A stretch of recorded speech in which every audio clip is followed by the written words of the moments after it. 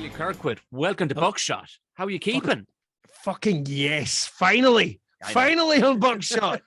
I'm good, man. I'm good. I was good. I'm a good. Who knows? Who knows in this day? Yes, definitely good right now. Breathing and pissing out all the right holes. So it's all good, man. It's all good. It's all good. I know I always do this, like, welcome to, as if we hadn't just been, because I'm talking to a radio guy now, you know what I mean, as if we hadn't been talking for fucking 10 minutes before this, like, you know what. It's like when you do it at gigs, like, yeah, and you're gigging with one of your mates. Anyway, this guy's a good friend of mine. Please shake my hand, and it's cool. We've been backstage for half an hour. Yeah. Talking about each other as well. But no, it's all part of the glamour. It's all part of the showbiz.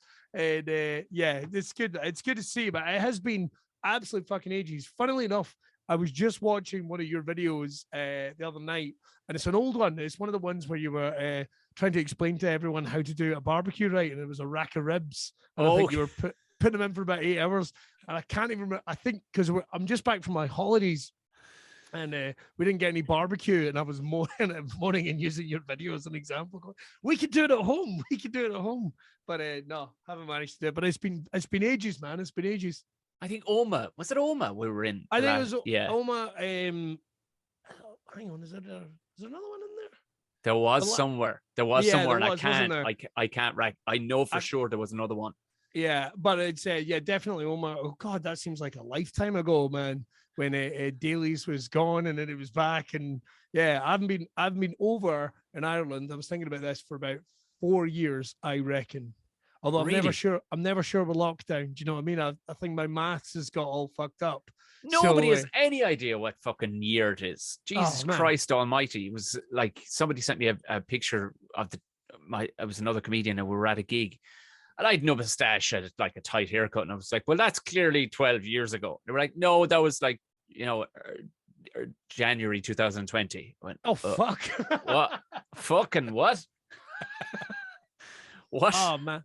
Look, I don't know what happened. Like I went into lockdown like pretty good and like skinny and in good shape. By the end of it, I'm a flump, man. I've recently been one of these things. I've got to get back into training because you see pictures of yourself going like, oh, you know, everyone's been hard. It's been hard for everyone during lockdown, and I realized it's been fucking hard for me, you fat bastard. I've literally been like, I'm clearly allergic to fuck all, Tom, because I can eat anything by the looks of it. Absolutely anything.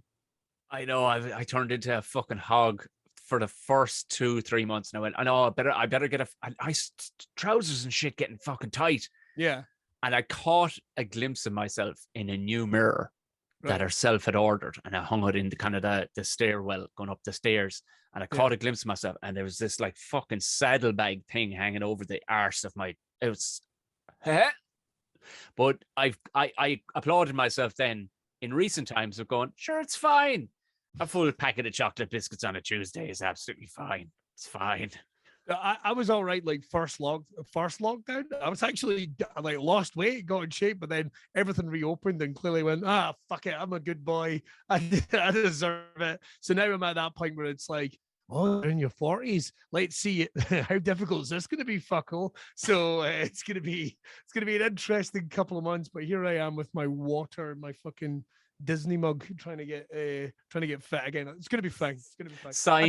Signs of being a father, like drinking out of a Disney mug. Although with you, you'd never know, because you know you'd do it just ironically, probably. I'd get it anyway. I mean, to be honest, it's more about me than it is them. Fucking like.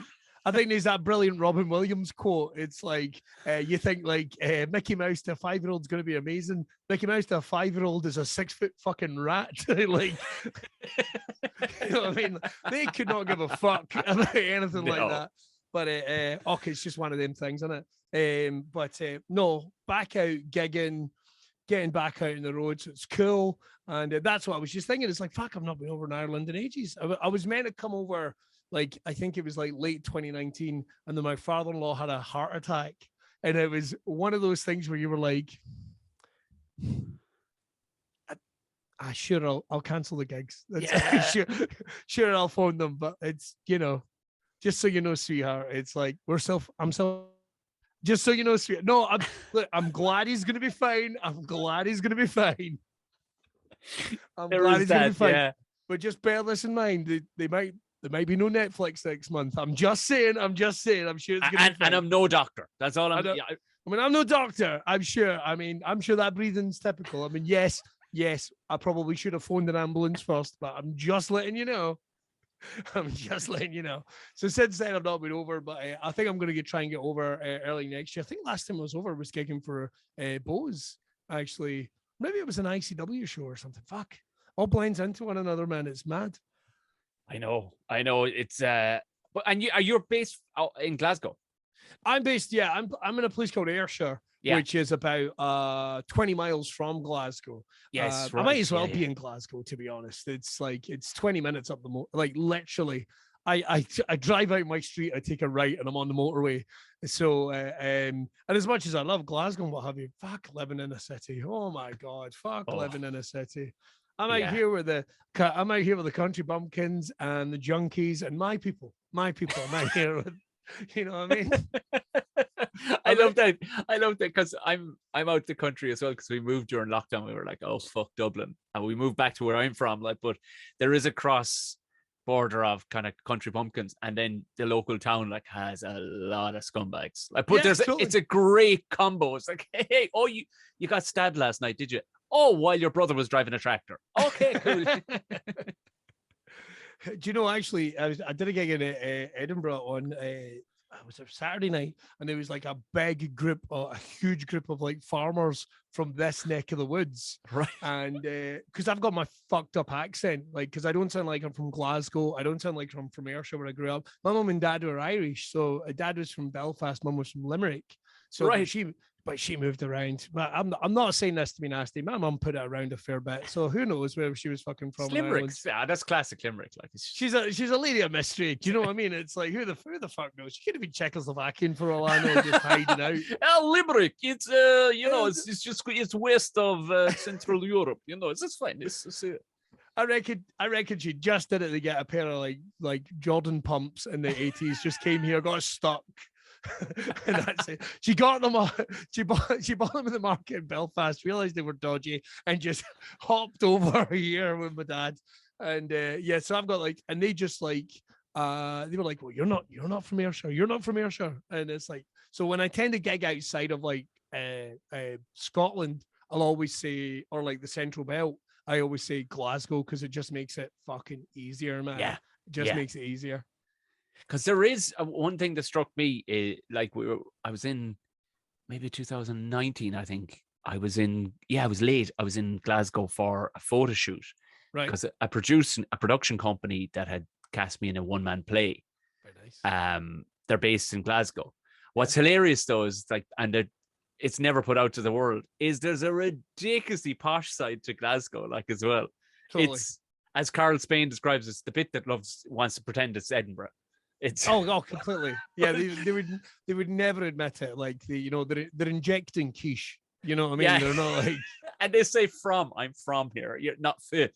Exactly. The typical FUH. And it's Faye. I still remember. Sorry, yeah. I still remember my dad saying to a guy, because he had a fucked up accent as well. Because Bet he did, yeah. I still remember him saying to an American guy, "But where are you, Faye, son?" And the guy just I've got nothing. I've got absolutely nothing.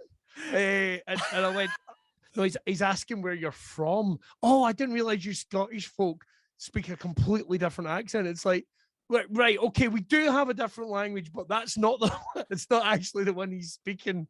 It's English. Oh, Scottish people speak English. Fuck you. We speak Scottish. How dare you? Even after all this time, we will not have someone. So that is kind of fucked up, but you're right. Yeah, Glasgow is a very posh side, which you're never quite ready for, to be honest. It struck me. I knew the producer well, because he used to cast me in a panto in Limerick, coincidentally. Right. But because he moved in on the Limerick market, saw that there wasn't a big pro panto there. I went, oh, this is a huge concert hall here, and nobody's using it at Christmas time. This is what I'll do, because he'd been in that game for years. It took him 5 years to really get it off the ground, but he knew what he was doing. But he's of Irish descent too, so he always had a foot in Ireland. Kind of, yeah.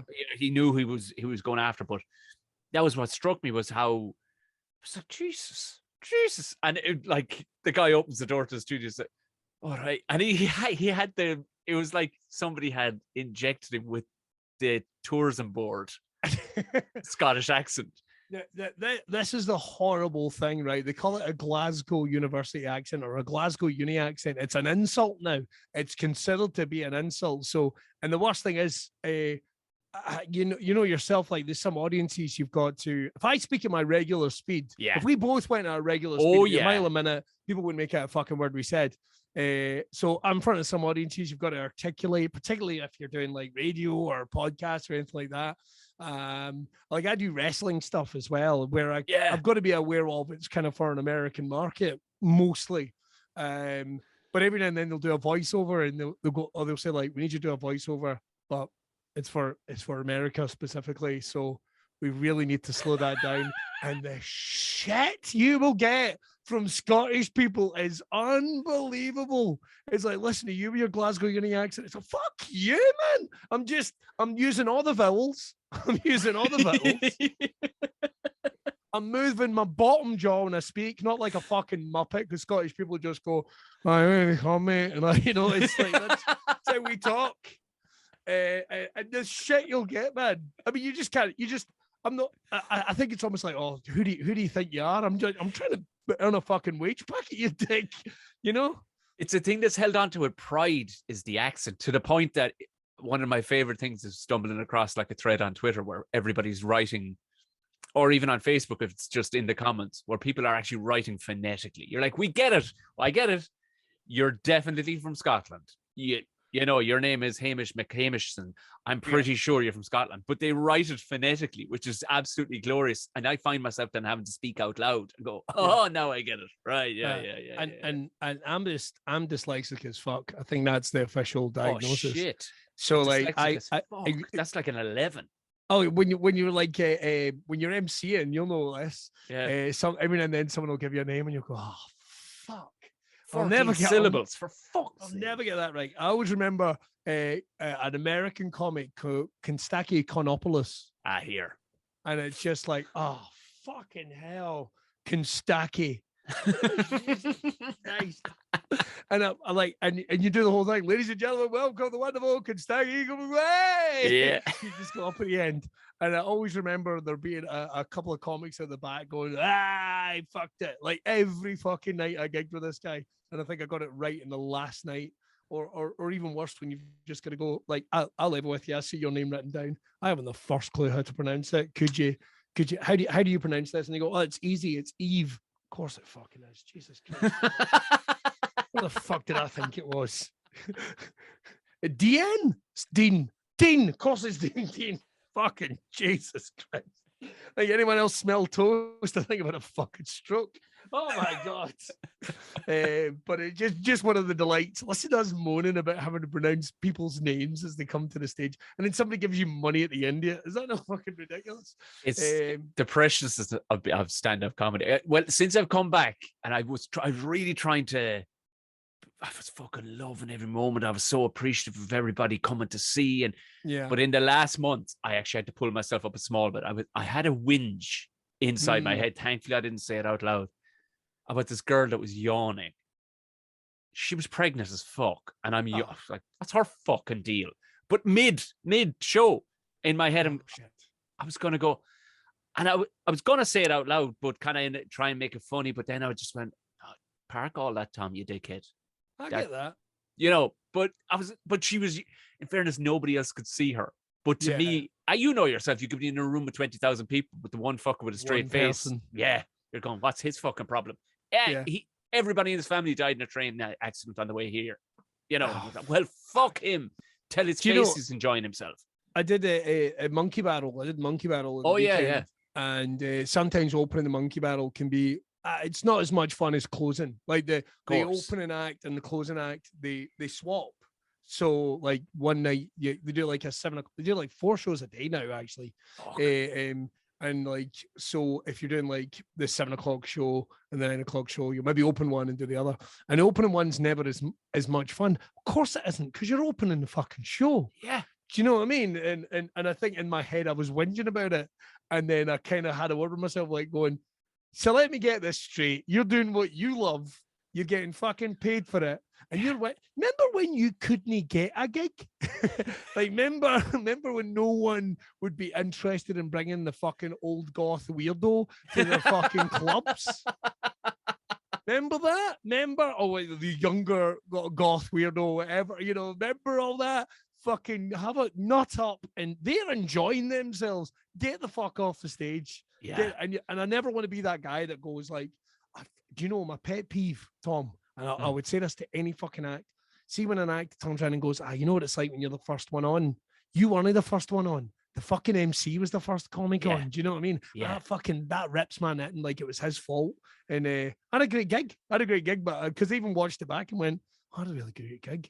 Oh, just because they weren't fucking carrying you shoulder high from the building, you moany faced old bastard. Isn't it funny though? You could literally rock to fucking arena. Yeah. On a Friday, Saturday night, you do all right, fine. Yeah. You do actually probably well in a club or any other, and it's like, well, I'm fucking clearly terrible at this. Yeah, that's it. You'll come down. We're such fucking babies, man. Yeah. Like I remember, although Sarah Millican always gave me years and years ago, gave me a fantastic bit of advice, and it's true. You feel it's the 11 o'clock rule. You feel good or bad about a gig until 11 o'clock the next day. Like if you're walking around going chest out, going fucking rocked it last night. Yeah. Well, it's 11 o'clock now. You better fucking nut up. You got to do it again tonight. And I love the fact that a comedy, man, it can bring you crashing down. Like I remember supporting Frankie at the bottom of the Falls Road. Yeah, doing that gig on I'm going to say the Friday night. Rocking it at a fucking bodyguard, which I've never had before, and I never fucking went again. I didn't even know they'd assigned me a bodyguard until I went, I'm going to go back to Europa and get my bags in as we're leaving tonight. And they went, I'll come with you. Well, I don't swing that way, but what the fuck is this? And they go, this is I think this is Jono. He's your bodyguard. And I went, has this motherfucker been following me around all night? I thought he was someone's mate. Like I thought he was somebody's mate, but he's my bodyguard. And then we had a fucking decoy booking on a ferry. It was fucking showbiz, man. Holy shit! We had a decoy booking because that was the whole thing. They were like, "Oh, we're gonna fly you back." And no, you've got a decoy booking. I was like, "Fucking yes!" How amazing is this? But so anyway, like, so I do that gig, rock it, so much fun. Next night, I'm doing a gig in a pissing tent in Inverness to 30 people, and everyone is just dying on their hole. Actually, that's unfair. Everyone was having a good gig to 30 people in a pissing tent in the middle of Inverness. Do you know what I mean? And I do remember somebody going, "You're right." It's like, just thinking about the biz, man. Just thinking about the biz. Just bring you down. But that's still the thing, man. Like even during lockdown, I did a couple of we were talking about the Zoom gigs and that. Yeah.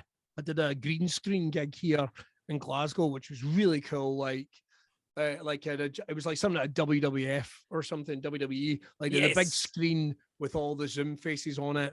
And there was a green screen behind us. So it looked like we were in a club and the acts never got near each other. We had different mics. And I remember doing, and it was the closest for me to a gig in that first 8 months or 9 months, whatever it was. And I just remember going, motherfucker, I'm still in love with this. Yeah. I'm still in love. It'd have been easier not to be. Do you know what I mean? Like I'll go and be a joiner or something, I'll go get somewhere trade, but I'm still fucking in love with it. And that's the cool thing about it, man, is even after all these years, I'm still in love with it. It's I know, and that's the thing, because I get fucking pissy with people that kind of. I remember, I'll never forget coming out of a club one time, and just on my own show, and it was great. It was to a small venue in Galway, great show, and the guy that was opening for me, he was a bit gothy, and he's a hell of a nice lad or whatever. And walking up, but he recognized the girl that was sitting on a windowsill rolling a fag. He's like, "Oh, hey." She's like, "Hey." I'm like, "Fuck you in your haze. I'm having a great time here. Fuck off. I'm getting chips." And I was about to walk away, and she was like, "So what were you guys doing in there? Were you, were you just having a party?" Oh no, he says, "I was opening for Tom. I was supporting Tom. Tom did his show, his stand up," and she's like, "Cool, yeah. I think I'll give that a go sometime." I'm like, "No, don't you dare speak about it like that. It is way big. You can't just nonchalantly go, I'll give it a go. Like, I'm going to try new eyeshadow next week. It's way better than that, you fucker. You know?" And then they'll be fucking amazing at it. Yeah, that's what fucking annoys me. What was killing me is that, she'll have her own fucking TV show within a fucking month. Are you joking me? Jesus Christ, because you don't give a fuck about it. But the specialness of it, and we did something similar like that in Galway again. It was the screens, it was Jason Byrne, myself, and Christ, who else was there? Yes, I did see that. It was it wasn't the one they beamed into Glasgow. No, it wasn't. They did another one. They did beam one to, they could have. They sold a limited amount of tickets to see how it would run, because I did another one for another club the week previous. Yeah. And their system crashed and everything. They sold way too many tickets. They sold like 500-600 tickets. Fuck. And the system just couldn't take the loading. It was just like, you would have wanted the fucking, something out of Pine Gap, or you would have wanted fucking the NSA or something to support. I knew, because the screen was up in front of me. We were in the club, actually in the club, fucking big cameras and everything. But I could read the comments that were down the bottom. And there was lads back and forth go, "Yeah, man." And you just knew their accent was the fucking North Dublin accent, man. And that one where they used no upper lip, but all the bottom lip. So, and they're going back and forth going, "Oh, did you get a bag in? Did you get some coke in?" You're like, it's lockdown, you fucking spacers. You're just doing coke in your opposing sitting rooms. Like, what do you fucking do? And you're commenting about it in the okay, this is going to be a shit box. But the following week, and just like that, I came away going, I drove away with that tingling in my chest again of going, oh Jesus, Jesus Christ. I needed a celebratory bag of chips or something. Yeah. I'm driving, I hadn't had that in a year and a half at that point. I was like, well, it was weird, man, because like when everything kind of kicked off here, right? I did some online stuff and bits and bobs. Zoom wasn't really a thing. Zoom hadn't really kind of become a thing yet. I think it existed, but nobody had managed to figure it out. Like, we were doing a couple of gigs where we were just like doing it to the camera. Yeah. Well, like no reaction. And I won't lie to you, I fucking hated those. I've never felt more unfunny in my fucking life. Going like, Jesus, this is it. This is the end. And then I did it. The Stand Comedy Club in Edinburgh started doing online ones. Oh yes, where they'd be like a couple of people in the room, maybe.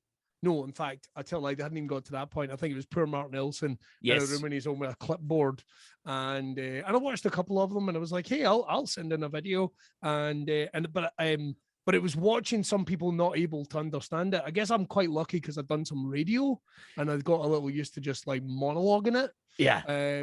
But it was like watching the comments and all the other videos like in real time, like people getting slaughtered, and all I said to myself was like, man, just as long as I can do all right, just as long as I could, like, I do okay. And I think I got them with a couple of lines really early, like and it was like, thank fuck, man. But it was just watching it all evolve. Like we started doing some drive-in gigs here. I know you guys did. I'd say drive-in gigs. Sorry, no, I'm right. Drive-in gigs. I kept calling them drive-through gigs for fucking ages, man. They were suck ass. They were fucking terrible. But we were quite lucky. We did a couple here where they had the big screen and they had like a second compere out with like a microphone in the cars, and I was like, okay, that is so fucking clever. Yeah, that is so fucking clever. And so it was interesting to see how everything was kind of fucking adapting, which gave me hope, man, because you see, my last gig before lockdown, it was so fucking grim. It was like, what was it? Where was it? I tell you what it was. It was in a place called Steak and Cherry, Socky Hall Street in Glasgow on St. Paddy's night, right? Because every now and then I'll get a gig on a FIFA ruling. Do you know what I mean? It's like, he's got an Irish mammy. He can get him along. To ask him if he could bagora up a bit if anyone complains. Do you know what I mean? Yeah. Anyway, so so Boris had done that dickhead thing where he'd went, if you could all close your businesses, I mean, I'm not telling you to yet, but if you could like kind of, I don't know, but it's bad. And so everywhere kind of shut down, but a couple of places were Well, the still open. cunt is hoovering fucking cocaine off a mantelpiece in 10. Exactly. You know what I mean? So this was like right at the beginning. Like I think we're 2 days removed from lockdown. Like we're like 2 days removed or something like that. And we did this gig at a place called the Steak and Cherry. I think Monkey Barrel had just announced they were closing. McDonald's, and it was a grim time. But and we're on the message going, is this gig still happening? And the guy that ran it, I won't name check him, man, because it's not worth it. It's not worth it. It's not worth the hassle, and I'm scared of him. So everyone's going like, yeah, is this gig happening? He's like, yeah, definitely. One of those guys, like, he gets paid if he does the gig. He doesn't get paid if he doesn't do the gig. It's like fine, fuck it, we'll turn up. There is a family booked in who, I'm not joking, the dad is dying of colon cancer. This is like their last fucking meal. And there's a couple in who, bless it, were all right. There was a couple of couples in who were all right. So there's about 8 people in this room, and a row of them are dying. And the funny thing is, I was meant to be headlining it, and I turned up and went, fuck that. Like, allegedly, fuck that. But everyone's like going, everyone's going, I don't want to do the gig. I don't want to do the gig. But then a couple of the comics, man, were like, listen, this is a bag of shopping to me. And it's like, yeah, you're right. Fuck it, we'll do the gig. I didn't even take a fee that night because I knew I'd at least have the radio for a wee bit, Yeah. So I was like, fuck it, yeah, we'll do the gig anyway. But I still remember being on stage and it not being fun. It not being fun at all. Right? It just, fuck, man. I did not dying, but like they didn't hate me, but it wasn't happening. Do you know what I mean? Nobody had any business being there. Let's be honest. Not the acts, not the fucking audience. Not because of COVID, but just because nobody had any fucking business being there. Shouldn't be a thing, man. The saddest St. Paddy's thing you've ever fucking seen is and like not one act's Irish. Not one, but by the way, not one act is Irish. Not one fucking act, man. Fucking typical. And I do remember being on stage and thinking the words went through my head, not like this. This can't be the end. Not like this. That I swear to God, I will fucking build a comedy club underground with the fucking zombies and the flesh eaters, and I will do a fucking gig to them, but it will not end like this. And walking back to my car and phoning my missus, and she's like, so how was the gig? It's like, I am coming home. And she's that good.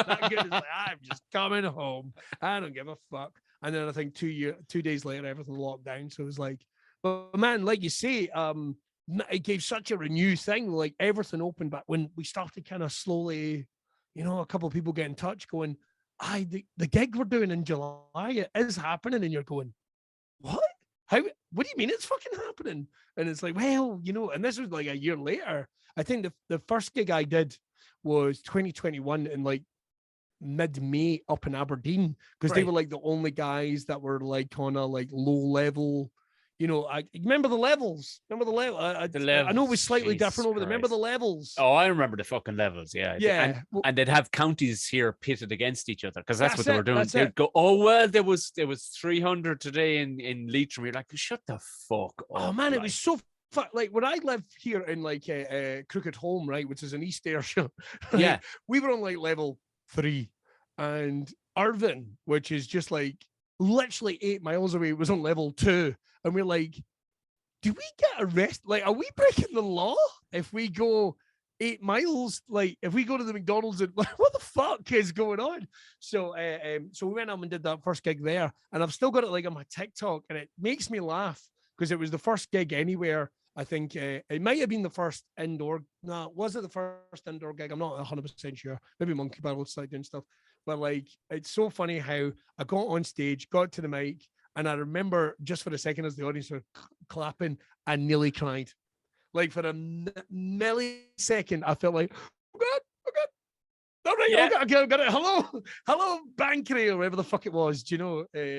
but it made me so grateful that everything kind of has came back. And well, I know like we're battling against the fucking troubles of the world just now. It feels like we're getting fucking dry humped from every fucking direction. But oh man, as long as we can go out and still tell some dirty jokes, everybody's happy. Everybody's happy. That's the thing. Like, and I suppose the translation, you'd see lads that base themselves in Scotland all the time. It's so funny, like they can just come over and seamlessly slip in to the Irish thing. But because you see lads who come from, and maybe only down the road in Northern England and stuff, they'll come with a great name. Yeah.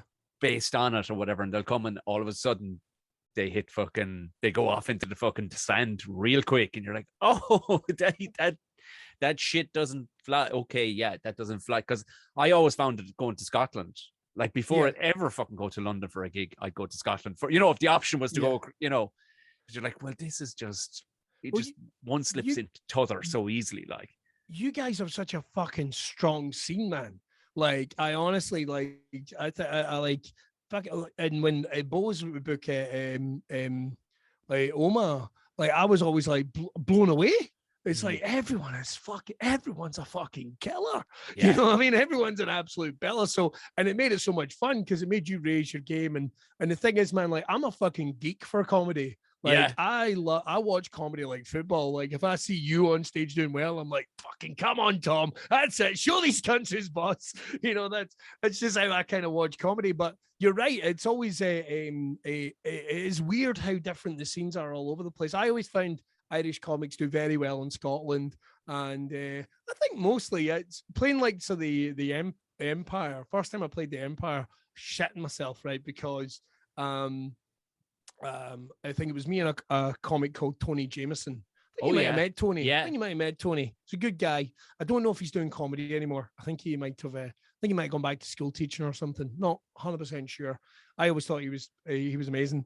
But we got booked to do the Empire, and he's doing like I think 20 minutes to open, and like I didn't even know what the running order was. Do you know what I mean? And it's like, so it's who would it have been? It would have been Colin. It was definitely Colin MCing.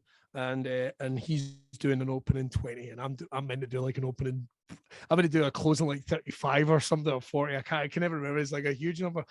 Part of me's going like, fucking the, and I've heard all the stories about like people coming to the Empire and dying on their hole, and I'm like, and it's the first gig I'd ever done in Ireland, and I'm like, oh my fucking god, I've never been to this day. It's still one of the biggest fucking terrors I've ever had before a gig, but it's also still hands down one of my favorite gigs of all time because what a fucking crowd.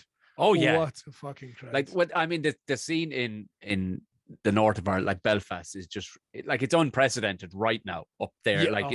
It's not like it's got its own microclimate. It's not like any place on the planet. Like Kevin Hart playing 21 times. Oh, it's mad. It's like, honestly, it's like LA and obviously Big Geddes and stuff, and like fucking ridiculous, man. But they've all got podcasts and empires and tours and glass fucking mansions and shit.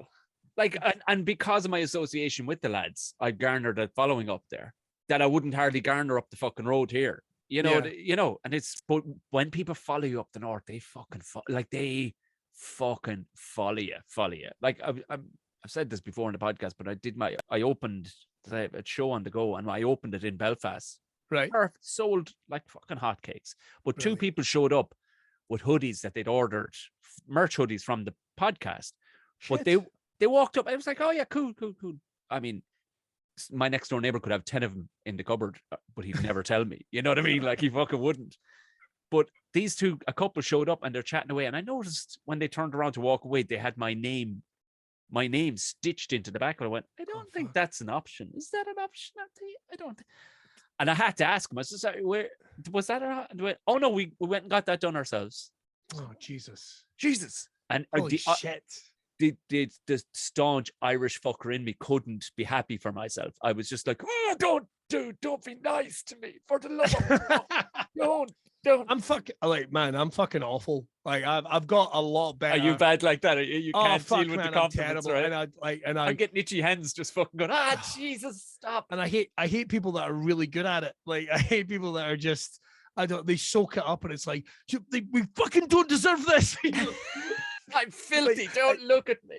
Don't look at me. What I do, there's no art in this. There's no art in this. Running off, nothing from the waist down. It's I find like I've got a lot better at it. Like even like doing the radio and the wrestling, like you'll get people that are like they're really into what you do, and they just want to like interact with you, and you're like, oh fuck, I've got nothing. All I do is all I do is just be me. I don't do anything interesting. You know, I feel like I must be such a fucking disappointment. Even yesterday, these like I'm out shopping in the town where I live, and a couple who hadn't seen me in ages get, oh man, what's been going? And they were just asking, oh, you're the heart and soul of ICW, and we never miss your radio show in the morning. And I'm just like, fuck, I'm so glad I don't know that when I'm doing either of those. Yes, don't fucking say that to me, Jesus Christ. The fucking nerves. I feel like I should be nasty to them just to bring myself down. I always remember like Mick Foley, the wrestler, right? Told me like he had a thing at one point that whenever someone would show him that they got a tattoo of him, he would go out his way to be a dick. just so they would look at that tattoo every morning and go, Foley. Like that. Like every morning. Son of a bitch. Well, I'm going to ask you about the rest of it, but I do want to, just because that reminded me of like the idea of a tattoo of somebody. I remember hearing it one time. It was Michael Keaton was filming Birdman in New York. Oh, cool. And one of the runners came over in between, you know, a bit of downtime. Says, "Hey, Mike, there's a guy I want to. You have to meet this fella. He's just been cycling past, and I had to stop him."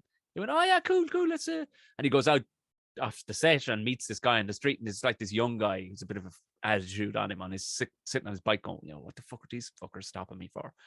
And he says, "Show me your tattoo on you," and it was Beetlejuice, really well done on his leg. Fuck. And Keaton was like, cool, you know, gave him the look and everything. That guy was buying nothing. He just looked at him like, so who's this guy? Who the fuck is this? You know, I just cycled off like, didn't even know who he was. No idea. And what was hilarious is Keaton loved that. He goes, I fucking love that. He was such a prick. He says, because I don't think I could have dealt with him going, oh my God. You know, it was funny that came out in him, and he's fucking Michael Keaton. You know what I mean? He loved that your man was a prick about it too. That he was like, yeah, whatever. Man. Fuck, I don't know what I would do if somebody got like a tattoo. Like, honest to fuck, I would be just like, I will pay for the laser removal right now. Right now. Somebody will get one with your wristlet. Somebody will get one. Oh, that just makes me sweat just thinking about it. They will. And I used to do a show called Show Me Your Tattoo, which I'm probably going to bring back next year. It's a kind of, I used to call it like the world's first ever improv comedy chat tattoo show, because it could never be the same show twice. Of course. Because people would turn up with their tattoos, and we would talk a little bit about them and their story, and it would always be loads of fun. Like, you'd get some absolute fucking belters. And I remember once there was a guy, they turned up, and what he had, it was on his dick, there's no two ways about it, but what he had was he had a dragon tattooed up the shaft with claws kind of holding on to the testicles. But the thing was, I wasn't seeing, in the middle of a room of people, I wasn't seeing this like angry, like erect or anything. It just kind of, you know how the baddie in RoboCop, the one that gets melted, it's just kind of jiggling, and he could see that I wasn't impressed, so he was like, so what do you think about it? I'm like, don't fucking shake it at me. Like a fucking pervert Jim Henson puppet, you filthy bastard. I've seen a lot of dick tattoos, man. I've seen a lot of dick tattoos. So every time Paddy talks about having like having the dagger up, I'm always go, that's a fucking cracking story, but let me tell you a couple of dick tattoo stories. I've seen lightsabers. I've seen people's names. Or why do we ever get their own name tattooed up the tip of their dick? I don't know. One of the best ones I ever saw was a guy, and he had, it was a girl. I beg your pardon. She just above the essentials. She had tattooed the words, "If you're close enough to read this, thank you." That's what it said. Just a little bit. It's like a fucking eye test. Something you'd see on the back of a fucking motorbike. She just got it there. And I was like, I like her. And we've been married now about 15 years. So. Because you were raking tattoos. Have you ever thought, you know what I need to tattoo? My dick and balls. You know, it's never even like I've been talked out of tattooing my neck so many fucking times. It's unbelievable. But I've not the neck of my dick, not the neck of my dick. I love that your dick has a neck as well. What I would fucking do is, shoulders. His cock has shoulders. I would get a tattoo of a bigger dick. Can we do that? Can we do that? Like a ruler, but all the measurements are wrong. I think you'll find that it's a 12-inch dick because it says that on it. No, man, I've got to admit, I've never. It would just be the awkwardness. Like I think they've got to like tie it off and stuff like that. And I'm just like, fuck that. I'd rather get my arsehole tattooed. Do you know what I mean? I mean, there's case like the case in point of a tattoo, I suppose, is display really for the crack. But I mean, like unless you're going, hey, you know, you're some sort of flasher. Like, like you know, like those light things when like you spin them, yeah, like say a word. If I could do that with my dick, so I could like windmill it and it would say something. Laugh. Like, just says the word laugh. Laugh. I applaud. What a way to end a set. What a way to end a set. You swing it, it just says good night. Say what you want about Billy Kirkwood. He said shit, but the ending, you just cannot fault it. In fact, it even made a clapping sound in the wind as it swung. It was... Yeah, I put like clackers in it, like in your bike wheels when you were... The spooky dokies. So tell you what, the wrestling then, because I mean, you've always... You're obviously a maniac inside your head, like I am. And even lockdown, the cribbing and moaning I was getting from some of my mates, I was like, lads, I don't know what to fucking take. Because I started kind of a game show thing with Gordon Rochford of those conspiracy guys. And it was just purely because I was going to eat my phone and computer. It was either that or I go to the woods and leave, and no family, no nothing. Something had to happen. So hence the Zooms and all these things. And you struck me because you were always fucking busy. I was like, yeah, he's a kindred spirit, all in the same way that he's obviously a maniac inside his head, and you can't sit still. You just had to do something. It's like, I mean, it would have been so easy. Like, don't get me wrong, when it first happened, like it was for the first time in like, I don't know, man, like 10 years. It was like, all right, I can slow down a bit. But I was also dead worried about like, if you don't use it, you'll lose it. Like motion and emotion and all that, it's like. And don't get me wrong, I know like people went and they kind of built themselves on Twitch and all that type of thing, which I had so many people that did really well on it going, you'd love Twitch, and I just couldn't get into it. It just wasn't my thing. But that again, it's like you say, it's like kindred spirit. It's like, well, if they're doing it, I think there's always that wee voice that goes, well, you're not doing it. You don't do that. Yeah. Because it's not your thing. So yeah, man, it was also like, sorry, that's my kids. One of them's getting ready to go to bed, and I can hear him losing his shit just outside the door.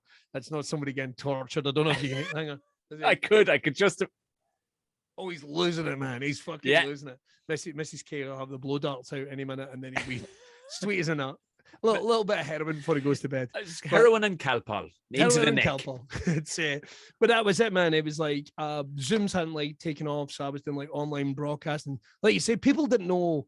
And I started doing my broadcasting, which was a podcast for a beard oil company that a mate of mine runs. He was like, look, I need to put something out. Will you do this? And I was like, cool. And doing the radio show, it was about keeping things going. And it was also like for your own fucking sanity, man, because it's like, I'm not lying down. Like, don't get me wrong, I'm still annoyed at the people that did fuck all for 2 years and then they're back now. And you're like, oh, good for you, mate. Good for you. You weren't at the fucking cold face. Do you know what I mean? Like, shut the fuck. Oh, really? Oh, is this kind of headline? Oh, is he doing? Oh, fuck this guy. But it was, man, it was just about keeping things going. And like, and even like the wrestling thing, when that shut down, and that was what I was going to ask you. Like, was wrestling obviously being a contact sport and all the rest of it just... was that even? I mean, I know 2 days in you were still doing a gig, albeit a fucking horrendous get up. When did wrestling go? Nah. Well, I remember in February, right? I remember in February of that year when we started hearing about cases coming to Scotland, that a couple of the guys were going, "This is trouble." And I said that to I remember saying that to my missus, going like, I think this is bother. I think this is trouble. I don't know what it is, but I think we might be off for 6 months. And everyone has said, nah, we're going to be back in 2 weeks. It's like, right, okay, fair enough then. We all know how that fucking worked out. But no, wrestling shut down, man. They couldn't get crowds. They could, like, there wasn't, like, we saw in the football, like, no crowd football. It was like, nobody had even considered any of those things. Do you know what I mean? They weren't a thing. Like, comedy without a crowd, nobody, like, had ever even considered them. So I think memory serves, I can't remember if we were off for a year or so, but they started doing tapings again.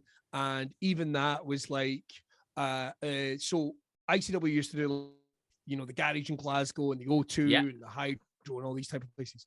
But they did have a training school, like a production, and that became, they turned it into a studio. Like, it's pretty impressive what they did. They built a ramp in the entrance, like Monday Night Raw. They built a little mini version of that. And, you know, wrestlers were only allowed to come at certain times, and they were, you know, they had to lat flow test, and like it was fucked up. We couldn't be there, like the commentators, the presenters, we couldn't be there. We had to get sent the tapes and do it after the fact, which was easier than I thought it was going to be honest. I mean, I might have lost my fucking mind during that time, because I think there was a couple of times that Mark Dallas that runs it going like, I need to talk to you about the commentary. I need to have a word, because, like, are you all right? Is everything okay? It's like, you know, I can only imagine, like, were you recording the commentary there in your studio at home? Where I am right now, no wonder. You're like, out of your fucking mind. You're out of your mind. But I think I also, like, wasn't able to, like, be, because you're kind of, I don't want to say you're playing it straight, but you're telling a story, and there's nothing worse than maybe you inadvertently, not yucking it up, but you maybe might say something terrible, like in the middle, like awful in the middle of, like, what is a serious story, and then some poor bastards going, how the fuck do I cut that out? And even though it's an over 18s thing, like, you're meant to do your job. But yeah, that was what we did. And then I can still remember, like, then it was like slowly but surely, all right, we can all be there on production day, but it's still no crowd, but everyone's got a lap flow. Right, we're going to have the commentary team in another room. So that was even mental. Like, they were filming a show real time, but we were in another part of the building. Like, we didn't come into contact with anyone. And then we were moved into the, because that's the thing is as well, man, we are talking at full volume. Like, I'd imagine that'd be pretty fucking annoying if a wrestler is there working on it and you're saying something like going, oh, he fucked that. And it's like, give me the fuck that. Actually, that would be one of the greatest fucking moments in wrestling history. If they broke character with, the fuck do you mean? The fuck? Getting into a fight. Well, you've put on a lot of weight during lockdown. So have you. Well, I'm not in fucking trumps, you flump. You know, it's just, but yeah, that would have been, I would love to do that just once, just go full out bad guy and just get on the mic and rip them all. Maybe I'll ever do that on my last day. Just give me that. They're getting fucking told. And then crowds came back, man. And, you know, we were all kind of shitting ourselves, like, how our crowd's going to be. And I think I was lucky because by then, had I started gigging regularly in front of crowds, maybe I felt like I was doing gigs fairly regularly. And I was able to kind of assure people, because I don't know if you found this when you went back to gigging, Tom, crowds were like, we were all worried about how audiences were going to be. Fuck me, they were ready to go. Like, they were not reserved. Those that had chosen to come, despite all the, oh Jesus, your heads are going to explode. The motherfuckers that they were ready to rip their fucking shirt off. They were like, there was one of the second or third gigs I did, I'll never forget. Like, it was like, I was going, it's not that fucking funny, lads. Relax. But they were fucking ripping the fucking roof, and I looked down. And it was like this couple just absolutely fucking tooth and nail fucking hammering into each other right on the...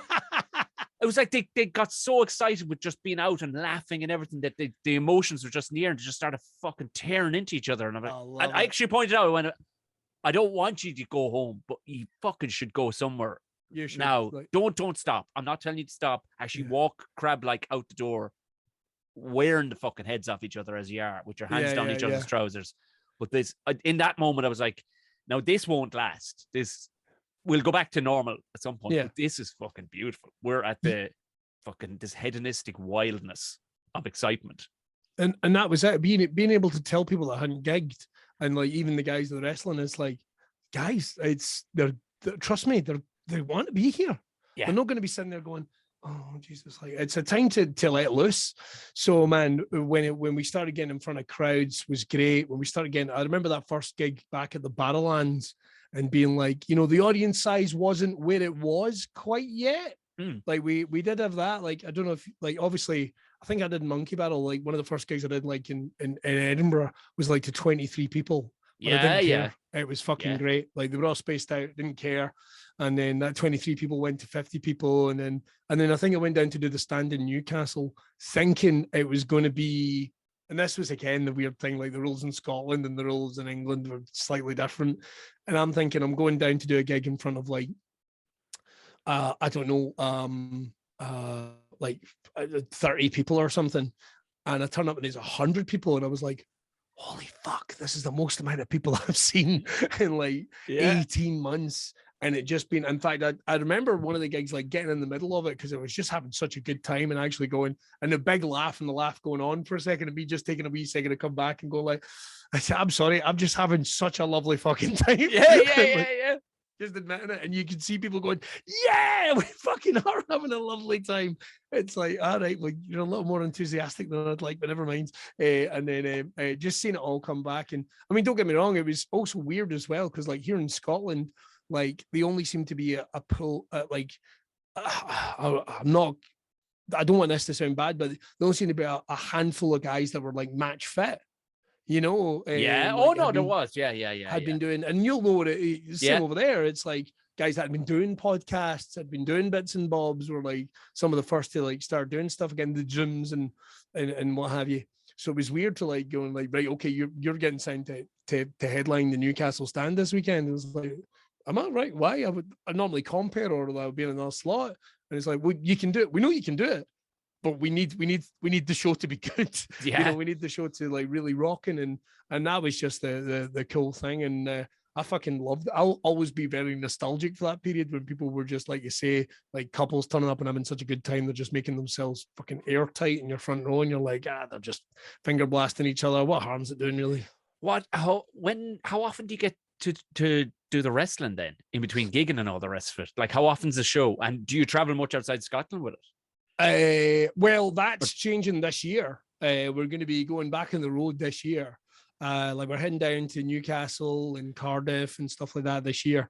Again, but the shows themselves, I mean, we're on the WWE network, which is the huge thing with WWE. So what we do is we tape like 3 shows for that in like one night. So it's like every 3 weeks on a Sunday night. Because that's probably the best night. At one point they were talking about moving it to Saturdays, and I think like a lot of people going, don't do that. You'll be up against everything. Yeah. Like you'll be up against fucking everything. Don't do that. So we're so it's like every 3 weeks, and it's a TV show. You're presenting a TV show, and I get to work quite close with the production guys. So that's good, because in another life I was meant to, like my degrees in like media theory and production, like I was meant to go and work in post-production and what have you. And then I went, I'm shit at that. I'll tell some jokes instead. And here we are. So we do that every 3 weeks. And we tape like the big shows sometimes. And it's still kind of, I think we're kind of off to the races, but it's still kind of, everyone's trying to get it going. Do you know what I mean? Like, I don't think, I get the feeling these are like a real boom period coming in, like live entertainment. Like some of the big dog stuff seems to be doing really well, but I think below it, I think we're pushing up the way, man. We're pushing up the way. I think we're going to get there. It's looking good in Scotland. That's class. But I mean, I suppose it would make sense, like when you think about it, that you're putting so much effort in, that it eventually will gather momentum and actually start trucking again. Once you can spread your wings down as far as, you know, the north of England and stuff like that. Yeah. Well, that's it. I've been down there gigging and stuff, you know, and there's only so much of a crowd here in Scotland, you know, and you got to expand, haven't you, you know, and it's like us, like imagine we just gigged in the first gig we ever did. Yeah. Imagine we never left that bit. And I know plenty of comics to do that, and you know, fair game to them if that's what they want to do and they're happy with. I'm not going to give them a hard time, but no, man, you need to get on the road, and the fact that ICW is going to do that is going to be cool, and because I just rediscovered my love of traveling when everything opened back up. Do you know what I mean? I just rediscovered my love of travel. That's why I was actually going, fuck me, I've not actually been over in Ireland. Why the fuck's that been? And it's probably just been the craziness of the last couple of years. You should try. It was a bit like basically you had a row of mammies along the fucking the side of the island going, fuck off, just screaming at us like nobody could get in until the stag nights were allowed. Then we were off to the races. Well, yeah, you have no problem once the stag nights. Yeah, you should. Do you know what? You should try and make your way if you can get on board of the Galway Comedy Festival at the end of October. Now that's well, it might be a wee bit late now, but I know. Well, you don't have to bring your show around. They call it like it's a festival, but you're part of comedy club nights. Do you know what I mean? Brilliant. That's the way. Like I'm doing my show there, but I've done it 7 years on the trot and I've never done a show there. I'm just normally doing spots at the comedy clubs. See, that's fun. Oh, it's a comedian session. It's just a session for 3 days. Like you're on the fucking rip. And I do I do the big barbecue then for all the comics and stuff. Like so. Oh fuck! I might just come for the barbecue, man. Oh yeah. Barbecue.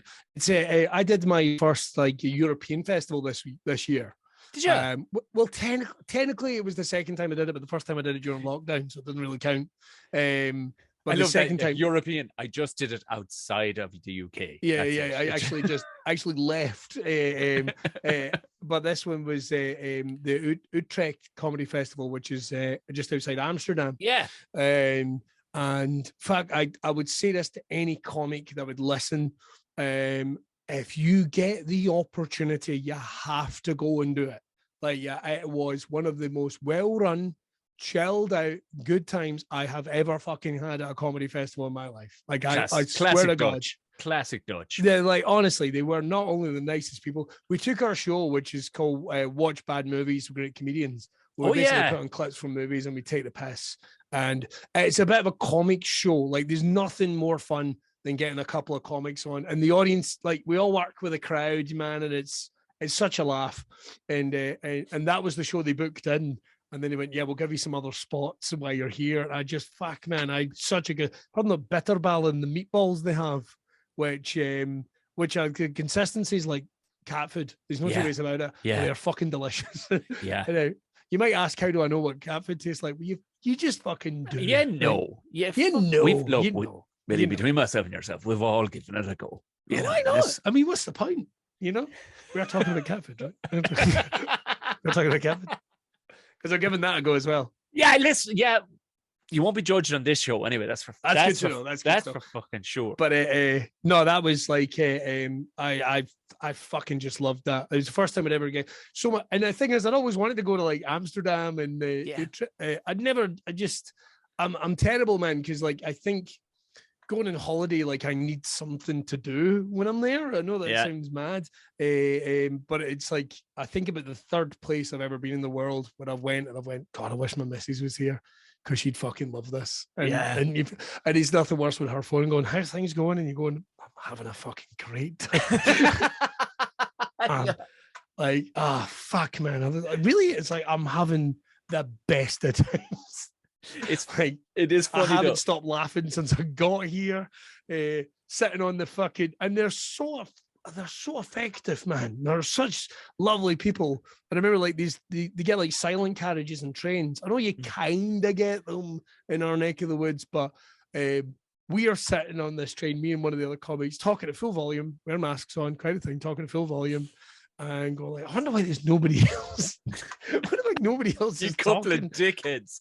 And then we go oh, maybe this is the silent cabin. And then looking at the window where it's written, I'm talking the fucking biggest font, silence right across, but it's inside. Oh, fucking hell, man. So there's 2 or 3 other people in the cabin, and they must be going, these arseholes, these absolute arseholes.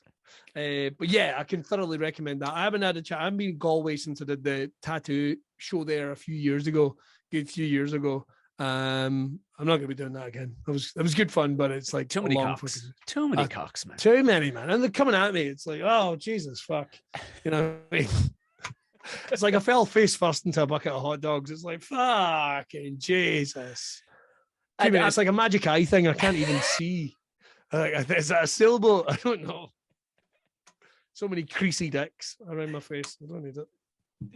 I love your use of your children as well on social media, like because there's so many people that get kind of precious about the I don't. You're like, relax, everybody knows about you, but you use like you and your children are in class. Like, do you know, it's one of these things like I use them when I don't I don't go mad, like I don't go out of my way. Like there's some people. Oh no! To clarify for people, I don't mean like there's a whole account with Billy and the kids. I know, it's like they pop up once a month, where you'll ask them a question and it'll be like, and it's weird, man. Like there's a comedian over here called Stu Who, and I always remember him saying, like, give me a really good piece of advice when I had my first kid, and it was like, make sure the kid becomes a part of your life. It just doesn't become your life. You know, like that's all you do.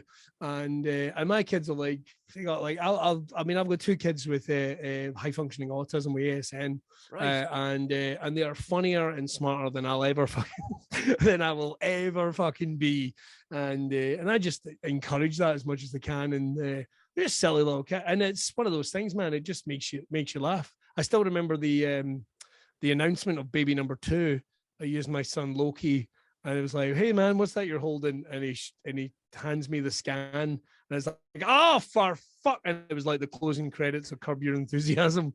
It's like, the amount of shit I got for that was unbelievable. That's class. Fucking like lad Bible and all that shit, like using it. It's like the only time I've ever gone viral and fuck all. And it was people giving me a hard time. Heartless dad makes fun of new baby. Of course. Yeah.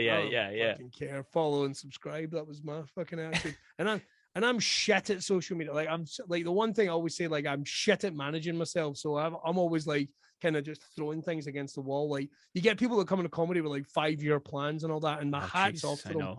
I do wish they would turn around and go, right, Billy, this is what you do. In fact, I'm going to show you how to do it because you'll never fucking manage it yourself. Like, you know, I kind of wish that would happen, but I just, man, I'm winging it. There's no big team or anything. I'm just fucking winging it and doing what I can. And so the only other employees of Billy Kirkwood Limited are my kids. So, you know, if daddy fancies making a bit of content, then you're going to be fucking in it, whether you like it or not.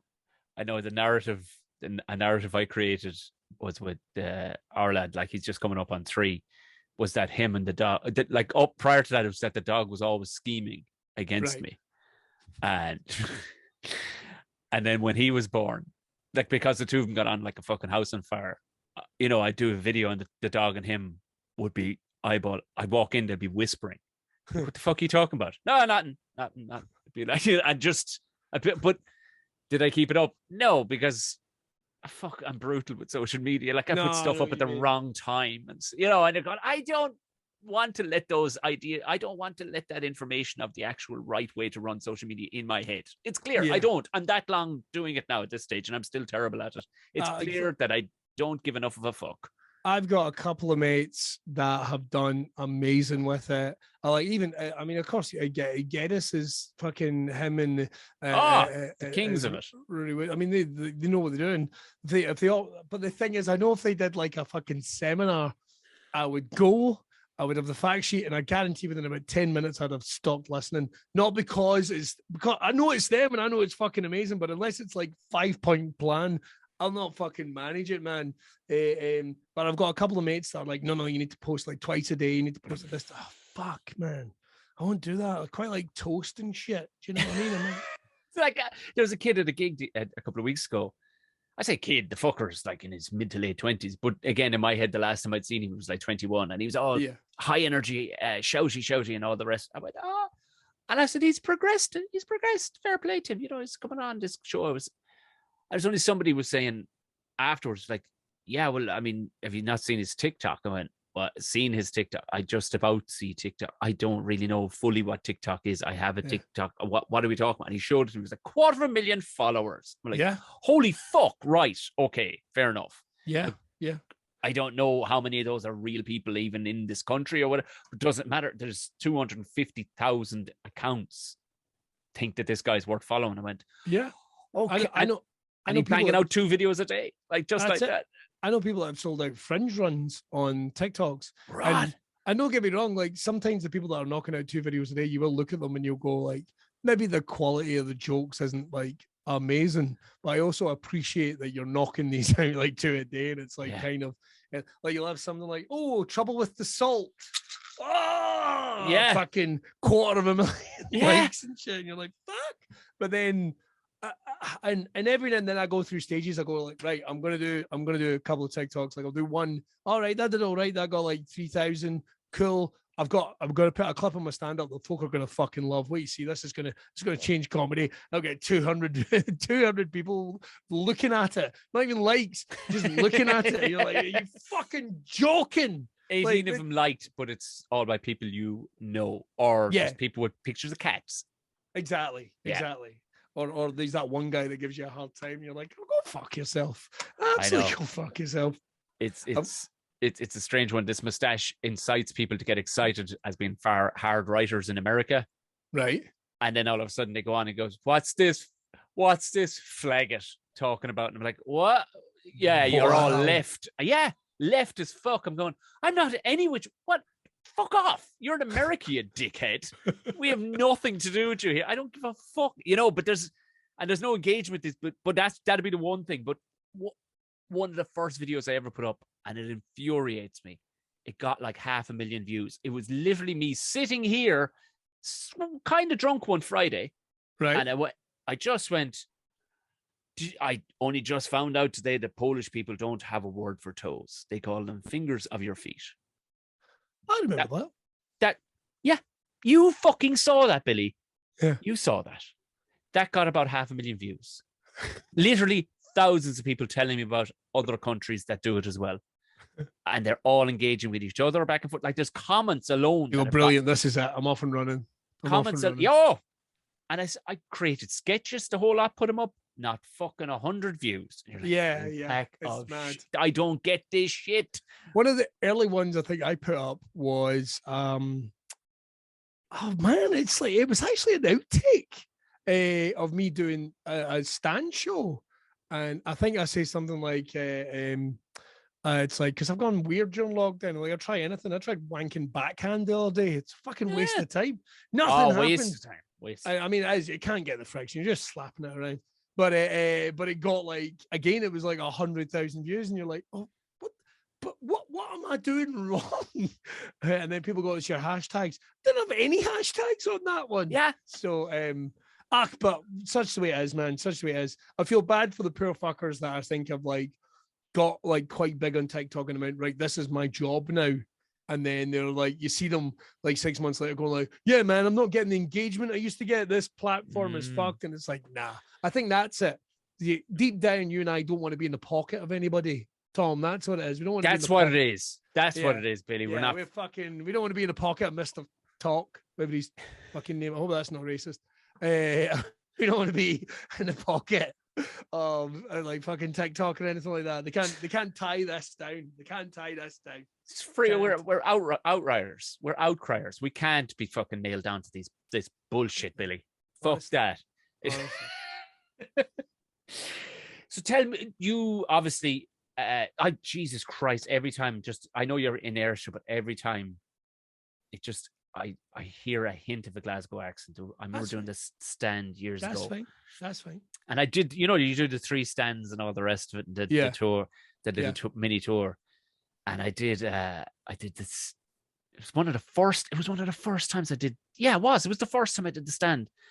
And we did Edinburgh first, and it was lovely. It's lovely and lovely. They are lovely. They're international. That's the cool thing about Edinburgh is it is like doing London. Like you could hit a front row and not hit one person from Edinburgh. No, which I quite like. But we did Glasgow the following night, and it was kind of the student, and it was wide, but now a clearly very angry woman with haircut tighter than mine, if you know what I mean, and a check shirt. Nice. She wanted to fuck me up. She made it to the stage and all. And in my head, I'm kind of going, is it a feminist move to fucking drop her with a dig? I don't know. But now, in fairness, a man with fangs who was managing the bar at the time, he actually had fangs. That's my pal Brian. Yeah. He sorted her the fuck out, reefed her out of it. And he was like, all right, Tom. I went, all right, I'll keep going, shall I? And But I'll never forget, it was like this whirlwind of madness this particular night. It was just people high-fiving and everything. And then she wanted to fight me outside and stuff. And then I remember the MC was quite angry with me too, because I think she was playing from that side of the tennis racket, if you know what I mean. Okay. And she was sisters all together. I'm like, oh, fuck all this fucking shit. And I went out with a couple of more comics. And we ended up in this, it was definitely very gay-friendly bar. Right. And this drag queen had caught wind, and it had grown Chinese Whisper's legs at this stage. And apparently I'd been very homophobic. And I'm there standing with a gay comic, and everybody's like, no, he didn't. And this dude must have been like 7 foot fucking tall. And he turned into this giant swan. His dress just went. I never getting into a fight with this 7 foot dude dressed like a woman and looked like a swan. And the whole time, like, he's swinging at me, missing. He's just missing. I'm just standing there. It's not a fight. He's just missing. I just found it the most beautifully brilliant. This is how you cap off a night. I got money to tell dick jokes. Yeah. A guy with fangs kind of saved me from ending up in a serious situation. And now I'm fighting a lady man swan. This is and I'm drinking a can with a red stripe on it. There you go. Yeah, there you go. This is why I love comedy. This is why I love comedy. Man, that's what it is. Like, even when it goes like horribly wrong, it is still the best job in the world. Like, you'll always have, for a fact, it's like, man, there's going to be someone going, man, did you hear what happened to Tom the other night? No, let me fucking tell you, man. I heard that story back way fucking better. Like, it was put choreographed. It was fucking amazing. I heard it back from the lads of Foil Arms and Hog who were there that night. They told this story that it was elaborate. There was lighting. There was fucking. I love that shit. Like, there used to be a promoter here who claimed he was from Tasmania, but I'm told he was actually from Portsmouth. Can't confirm or deny that.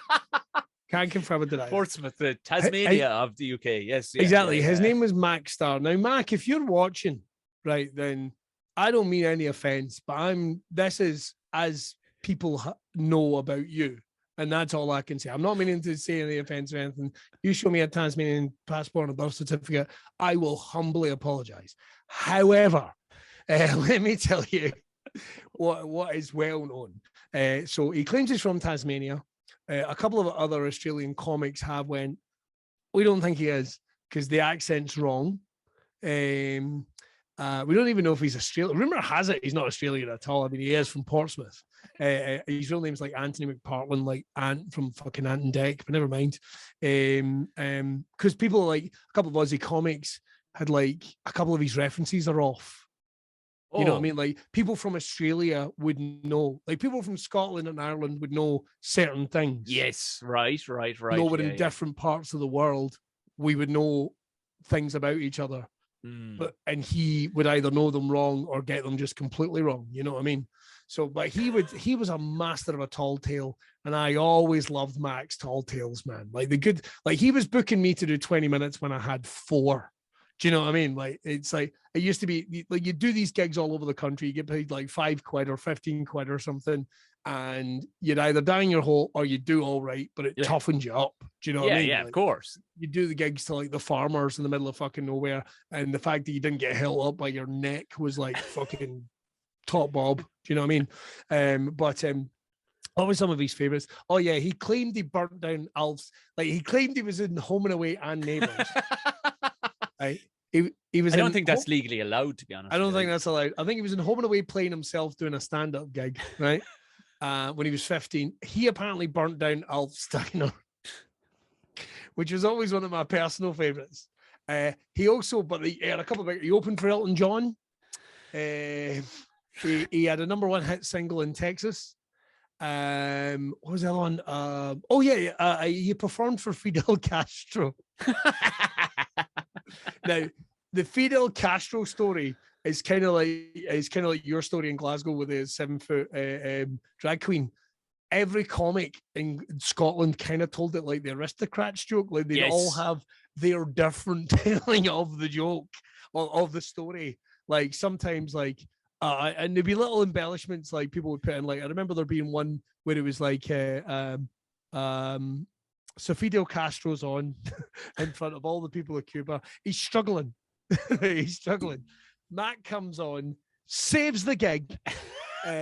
Fidel has to have him arrested because, he doesn't want to lose face. Yep. And the next day he comes to his cell and thanks Mac for uniting the people of Cuba in laughter. And just as he does that, butterflies form a star on the wall behind him. And that's why he was called Mac Star. But the problem is he's already told you 2 or 3 things that happened before that where his name was Mac Star. So... And then he claimed he was from a Tasmanian Egyptian family and he was the only white guy in the family. And it's like, I don't think that's a thing, man. I don't what the fuck? Just look him up. Look him up. Personal favorite. He's not, I don't think he's gigging anymore. And again, Mac, if you were to see this, I mean, no disrespect, but you know full well that's the stories you've told. And more power to you. I'll always owe you those. They've gotten fucking famous now, which is what, Yeah, well, that's it. Like, honestly, I'll always owe them those gigs, man. I'd always owe them those gigs, and oh fuck. Sorry, that's the kids next door playing Wii Sports with a fucking with a high tech household. I don't mind telling you, Tom. Oh Jesus Christ! Yeah, we're trying to keep. It's looking like it's going to end up going that way, but right now, at least he's still enjoying sticks and kicking the dog. That kind of way. That's what you want. That's where he's at still. So thank Christ. But that will all change very soon. I just know it will. Yeah. Like this is not meant to be a sad bit, but I might as well tell, like, my dad died during COVID and he left me a bit of cash. So the first thing I did on the way back from the funeral to cheer myself up is I bought myself a Nintendo Switch. That's what he would have wanted. It's what he would have wanted. Exactly, because I'm a man and I fucking wanted one. And I went, Nintendo Switch. My dad's dead. I'm going to buy a Nintendo Switch. Biggest mistake I ever fucking made. Because, like, literally, I think I had it behind 10 minutes before they went, Dad, come on. Just you fucking give us that. I've never seen the fucking thing again. It's in the house somewhere. I don't know where the fuck it is, man. My father's legacy is being dribbled over by these wee bastards. It's absolutely covered in snot and underneath the sofa. Yeah. That's where all our legacies are going to end up, Billy. Covered in snot and underneath somebody's fucking sofa. Fingers crossed. That's the name of the book. That's the name of the book right there. That's the name of the book. Here, you are, of course, you're doing Edinburgh Fringe. So yes. Let us know where is your show? Are you doing just the one show? Or are you bringing your dick reading show? What's that? That'd be a name of a good dick reading, instead of a crystal ball, just a bunch of penises coming out of the table. I bet someone must do that. Someone must do that. For sure. Between tea leaves, fucking reading your tongue, fucking feet, they try and push this tongue thing as being, it's medical. And you're like, I bet if I showed you my cock, you'd tell me the same thing. Well, the thing is that the worst thing is that I just don't really like holding willies. I'm not even that fond of them on, to be honest. It's a terrible feeling. It's like, what the fuck is this? I mean, when it's placid, it's definitely not one of my favorite things. When it's Anyway, moving on. The show, dick reading could be something. Imagine blowing down the end of it like a flute or a Toby jug. It's gonna be a great spring, and away you go. Yeah. It's gonna be a great harvest. Put your money in wheat. Ask Jeeves is coming back. Invest early. I was back doing the Fringe last year for the first time in fucking ages, because with kids and being busy, and I got in that weird thing where it was like, as a pro comic, like I'd always panic about paying the bills and getting the diary busy. Yeah. And then I got the radio, which was nice. And everyone says the same thing. It's like, oh, does the radio mean you can take your foot off? No, I am a self-employed guy on a radio show. Do you know what I mean? It's like it could be gone at any time. So why on earth would I take my foot off what is my job? Yeah. Do you know what I mean? Like I would my job is I'm a comedian and will be a comedian after the radio or whatever happens. So but I hadn't been in the Fringe in years, which was a really weird thing, and I'd been getting like a little frustrated with, as you do, man. I'm sure you say like, why the fuck am I not blah blah blah? And then I realized that one of the biggest problems with it was me. So right, I'll start kicking the tires a bit again. Why am I not at the Fringe? I'm a fucking comedian. Why am I not at the Fringe? It's a Super Bowl of comedy, kind of. Even if I'm not going to become huge, or I should be there. So I was meant to do it in 2020. Obviously, that didn't happen. Went back last year in 2021, where it just opened. It just opened, and then we could do shows. And it was great, man, because every show was selling out. There was only about 300 or 400 shows, and there was about like fucking 4,000 normally, whatever it is. It's a bit closer to that number this year. Yeah. I have to say, it's a bit closer to that number this year. All these people that were in the coalface, Tom. Where were you? Where the fuck were you? Where the fuck were me? I'm gonna be a right dick about anybody. And and it shows you how the Fringe is its own beast. Like yesterday, they released the top 10 jokes at the Edinburgh Fringe for 2022. The Edinburgh Fringe does not start till next Friday. Oh my Lord Jesus Christ. There you go. Yeah, there are people, if you're wondering, there you go. So if you're ever wondering what the industry's like, there that is There you go. But no, I'm going to be doing my show back at a place called the Beehive Inn, lovely, which is on the Grassmarket, run by the Scottish Comedy Festival. It's their venue. They've run a couple of venues this year. That's run by one of my best mates, Rick Molland, who's the great man. Weekend. He's a great man. Great man. He's one of my best mates in or out of comedy. He runs the Fantastic Monkey Bar. Well, he books and is the resident MC. He's one of the best. He's a killer MC. He's a fucking absolute killer. He runs that every year, and I love their ethos, man. It's pay what you want. You can turn up, so it's not free by any stretch, but if you don't have any money, that's cool. That's cool. Come and enjoy the show. Everybody should be able to come. I don't want anyone paying 20 quid for a fucking work in progress with someone that was a special guest and fucking pointless. Yeah. You know what I mean? It's like, my show's going to be a fucking mess, right? Like I say this every year. The whole point is it's part chaos, part workshop. I'm turning up at the Fringe with a bunch of ideas. By the end of it, I'm going to have a new 20 minutes and what I'm going to take on tour, maybe. Do you know what I mean? Yeah. Like, I think, so I can honestly say to someone, if you come in the first week, if you come back the second week, you're going to see a different show. There you go. It's going to be a different show. So I'm doing that every day. It's called Energetic. Terrible name. But like last year, genuinely, I saw your poster come up on Instagram a couple of days ago and I went, that's a nice thing to say. Oh, that's the name of the show. I thought exactly like the Scotsman. Scottish man. I should have, but the thing is, if I put me in a kilt and it just said Hoots, I'd sell out every fucking ticket. Yeah, man. You would. Yeah, I'd sell out every ticket. But and I won't lie, I was gonna call it Billy Kirkwood Kilt It. You know, like kilt. I don't know. And did a balls because I let other people get in my fucking ear. So anytime that the show's going to be quiet, I'm going to say to myself, you fucking listen to yourself. So do the show Energetic. Like I say, it's pay what you want. If you want to come along, you put a couple quid in the bucket, or you can reserve a seat for a $5. So perfect. The whole thing is like if the room's full when you turn up, there's nothing I can do. But if you've reserved the seat for £5, there'll definitely be a seat there waiting for you. And that's it, man. It's so I'm doing that this year. It's going to be great. Looking forward to it. I always like it's nice just to get a hang out with other comics that are doing a lot better than you. And then a couple that aren't, and you go, good. I'm glad. It's nice that it's back. This feels like the kind of in between one. I've got big plans for next year. So it's gonna be cool. I'm looking forward to it, and it's a great venue. If anyone finds themselves going to the Fringe, they don't have an app this year because they're stingy, money grabbing bastards at the Edinburgh Fringe. They don't have an app, so because they had an app last year where you could just like go near a show and it would go perfect, and that helped out Tom so many fucking shows. But for some reason they don't want it this year.